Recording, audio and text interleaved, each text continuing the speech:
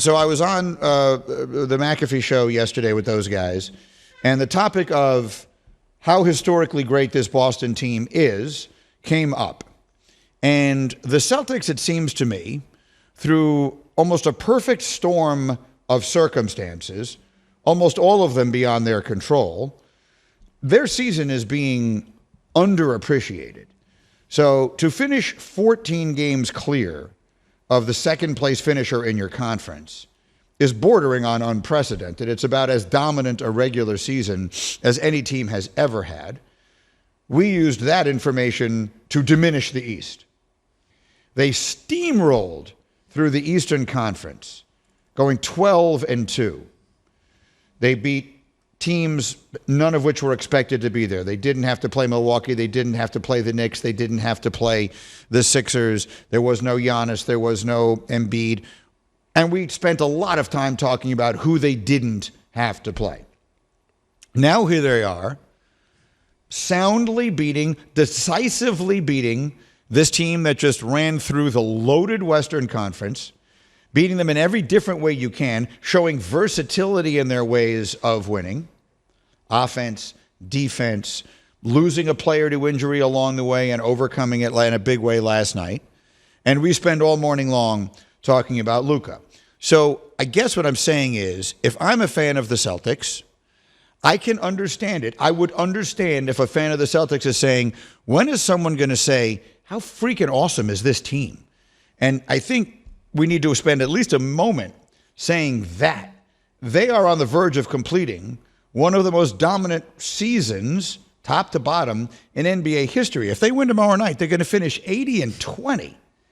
That doesn't make any difference what the league looks like in that moment. They're perfectly constructed.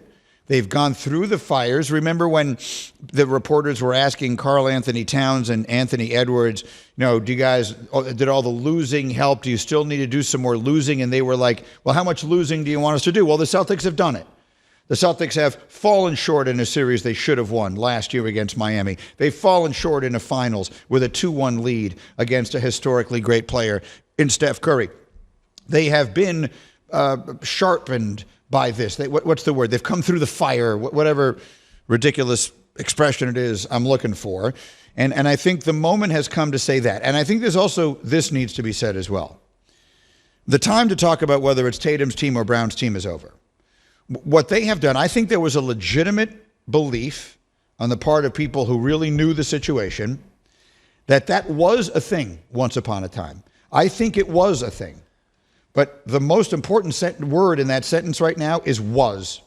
I don't think it is a thing anymore. I think they have figured it out. They have worked it out. They have come to a place where they're comfortable with each other, with their roles. I think Jaylen Brown still feels underappreciated. I think he has every right to feel that way. I think Tatum feels it for him. I don't think Tatum feels like it's got to be his show. They look to me like guys who have arrived in a place where they realize that their best way of winning is to be a dynamic duo, and that's what they are. There isn't a Batman and a Robin. Historically, there's always been a Batman and a Robin in all these great teams. But in this case, they are Batman and Batman, or Batman and Superman, or whatever analogy you want to make to it. And I think that works. And because it does, I know we thought we'd seen the end of NBA dynasties. I'm not sure we have. Because these two guys are young. They're both going to be signed. You can continue to rotate good players around them. Maybe not as good as Kristaps Porzingis, but he's always hurt anyway. They'll figure out ways to get guys. Brad Stevens has shown himself to be really good at that. I'm not saying they're going to win 4 of the next 5, but they will be in the mix every year for the foreseeable future. The Celtics season needs to get its due. Yeah, that's right. Branch Rickey once famously said, luck is the residue of design. And in this case, the Celtics have most definitely... Was it Branch Rickey who said that? It was. It's a very famous saying, and I honestly had no idea where that came from until you just told me that. And the Celtics have designed their own luck. Oh, yeah. You can point to players missing series, missing games, and we excuse their success all the way to this point, where they're now 1 win shy of the finals. They've won 10 straight playoff games, the longest streak since the Warriors in 2017. Their 9 straight road playoff wins is tied for the second longest streak ever. It was 64-18 in the regular season. It's 15-2 in the playoffs. And as you said, they're one win away over this week from finishing 80-20. We're talking about putting yourself in the class of the top dozen or so best teams ever. The reason I think the discourse has been what the discourse has been is because we're so used to talking about super teams. We're not so used to talking about super teams. There's a huge difference between the two. In at least recent NBA history, it's been high-level superstars with very clear hierarchical structures on these teams that win championships. Right. The Celtics are not that. They are a super team. They have players that know exactly what their roles are, but also players that can exceed or elevate within the context of that roles on any given night. We've not seen teams really do that. Obviously, Brad Stevens deserves a lot of credit for that. So does the coaching staff. And frankly, so do the players. Every one of those guys, in some sense, has made enormous sacrifices in order for this team to be on the precipice of greatness. Yeah, and they deserve this. Like look, I'm a New Yorker, as anyone who listens to me knows, and I've never rooted for any of the Boston teams. They've generally been arch rivals. I grew up hating those Celtic teams with Larry Bird more than I ever hated any teams probably in my life, probably more than any football team. But I find myself feeling good for them because of what they've gone through. And it also is reminiscent of a time before super teams in this regard. It used to be teams just got thrown together. Now it has become teams get thrown together, we expect them to win. The Heat got thrown together. The Celtic Big Three in 08 got thrown together. KD joined this team or that team. They get thrown together, you expect them to win. It used to be you would see the team develop. You would see a young team getting good and knocking on the door. The example I always use, the Celtics dominated the Eastern Conference through most of the 80s, the Larry Bird teams. And then here come these Pistons, these bad boy Pistons, Isaiah and those guys, and they're knocking on the door. Can't beat Boston, can't finally get by Boston. They win the championship. And now they're the best team. And here come the Michael Jordan Bulls, knocking on the door. Can't get past Detroit, can't get past, lose to them in 6, lose to them in 7. Boom, finally knock down the door, and they win the championship. That's what these Celtics have been. The Celtics have been the team that has been knocking on the door and come up short, and here they are ready to kick it down, and I actually find myself feeling good for them. Me too. If they wind up sweeping this thing, let's say they finish 80-20, will you consider them an all-time great team? So that's the question that was asked to me, and I think there are two answers to that question, because the real answer is yes, because you can only compete in the time in which you compete. They didn't schedule their 100 games, right? The 100 games were scheduled for them.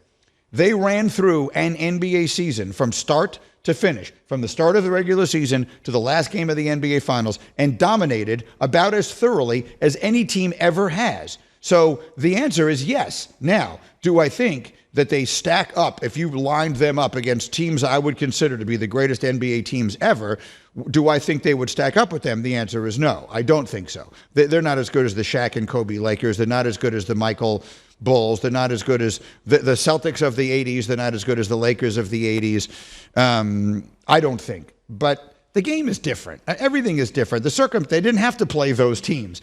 So the answer to the question is, do I think they're one of the greatest teams of all time? I think you have to say yes, because all they did was play the schedule that was in front of them and dominate about as thoroughly as anyone ever had. And no team has ever swept the conference finals and the finals. Right. They might well do it. Right. This team, I'm looking at the list of just most wins in NBA history, including the postseason. There are a dozen teams that have won 80 games, and they're Michael Jordan teams, and KD, Steph, Clay teams, and LeBron teams, and Shaq and Kobe teams. Which LeBron teams? The 2013 Heat. Yeah, Miami. That was probably their best team. There are Showtime Lakers teams in here. I mean, these are all teams with like frontline, first division, Hall of Fame statue players. It's worth pointing out in those days, the Showtime Lakers also didn't have as many playoff games. The first round used to be best of 3, then it became best of 5. The point is just not as many games to win. Gotcha. So you didn't need to get that to 80. accomplishment was even to get to 80. You have to have won more regular higher season percentage, games, right. is what I'm trying to say. The Celtics won 64 regular season games plus the 16. The first round didn't go to best of 7 until sometime in the early 2000s. Yeah, 2002-ish. I want to say. So you would have to have won one more game. Prior to that, there was not even another level of playoffs. There was a best of 3 at the beginning. I'm just trying to compare apples to apples. It's an unnecessary digression. If they finish 16-2 in the playoffs, the only teams with better playoff records are going to be the 2017 Warriors, the 0-1 Lakers, and the 83 Sixers. This is basketball royalty. Yeah. 83 Sixers is faux, which turned out to be full 5-0. The 17 Warriors, what game did they lose? They lost the game in the... They swept the finals. Who beat them? That was... I don't even remember who they played. I want to say that was the game that KD didn't even play. No, 2017 Warriors did not sweep the finals. The 2018 Warriors did. So the one loss they had was to LeBron in the finals. In Game 4. Right, when they were up 3-0. Yes. That's what it was. A gentleman's sweep. And who was the other one, did you say?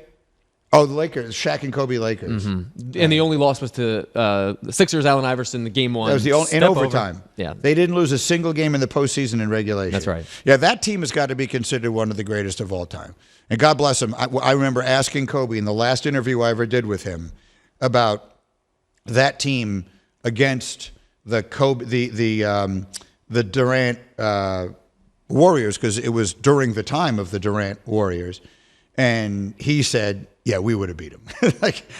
That was the one thing he said, we would have beat him. And he then deferred. He said they had no one could deal with Shaq. Like no one, and frankly that was true. That was peak Shaq. That was when Shaq was thoroughly unstoppable. I mean, completely unstoppable. By the way, if I may mention, luck is the residue of design was originally attributed to the English poet John Milton during the time of Oliver Cromwell. But the only reason we know of its existence is because of a man by the name of Wesley Branch Rickey. So Rickey was quoting John Milton. I see.